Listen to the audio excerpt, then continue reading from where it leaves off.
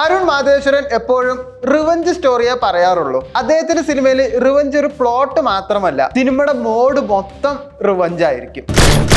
അദ്ദേഹത്തിന്റെ സിനിമയിലെ കഥാപാത്രങ്ങൾ വിജയനെ പോലെ ഹീറോയിസ് ഒന്നും കാണിക്കില്ല. വേദന, ഹ്യൂമിലിയേഷൻ, ട്രോമ, റേഞ്ച് ഇതൊക്കെയായിരിക്കും അവരുടെ ഇന്ധനം. അദ്ദേഹത്തിന്റെ സിനിമയിലെ പ്രത്യേകത എന്താണ്? Raw violence, blood, gun fire, brutal ആയിട്ടുള്ള മർഡർ, ക്ലോസപ്പ്, സഫറിങ്. വെറുതെ അദ്ദേഹം വയലൻസ് ഇടില്ല. കഥാപാത്രത്തിന്റെ ദേഷ്യവും ഫ്രസ്ട്രേഷനും തീർക്കണ രീതിയിലായിരിക്കും വയലൻസ് കാണിക്കുക.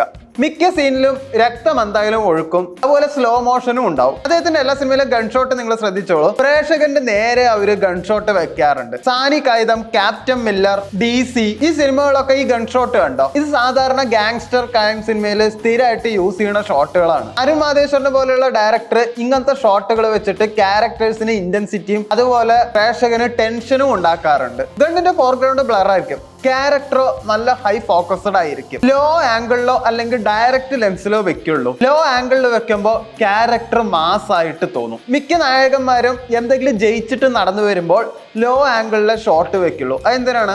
പ്രേക്ഷകന് അയാൾ ഉയർന്നു, ജയിച്ചു എന്നുള്ള ഫീല് വരാൻ വേണ്ടിയിട്ടാണ്. ഇങ്ങനെ ലോ ആംഗിൾ കാണിക്കുമ്പോൾ ഭയം, കോപം, പ്രതികാരം ഇതെല്ലാം ഭയങ്കര ഇന്റൻസ് ആയിട്ട് ഫീൽ ചെയ്യും. ഈ ഗൺ ബാരൽ ഷോട്ടില് പ്രേക്ഷകന്റെ നേരെയാണ് തോക്ക് ചൂണ്ടിയെന്നുള്ള ഒരു തോന്നല് പ്രേക്ഷകന് എപ്പോഴും ഉണ്ടാവും. അപ്പൊ ആ വെടിവെച്ച് കഴിയുമ്പോൾ ഇമോഷണലി ഒരു റിലാക്സേഷൻ പ്രേക്ഷകനും കിട്ടും.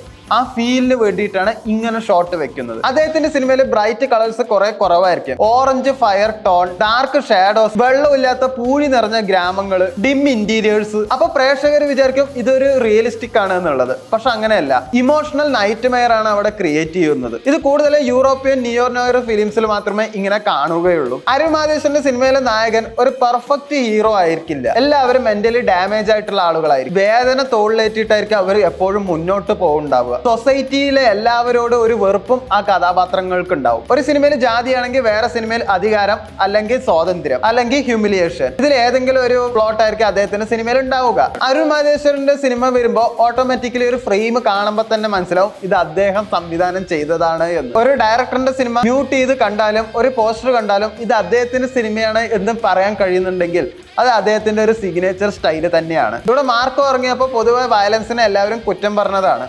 പക്ഷെ അദ്ദേഹം വയലൻസിനെ ഒരു ആർട്ടാക്കി മാറ്റിയ ഒരു വ്യക്തിയാണ്. എനിക്ക് പേഴ്സണലി അരുൺ മാധവേശ്വരന്റെ സിനിമ അത്രയ്ക്ക് ഇഷ്ടമൊന്നുമല്ല.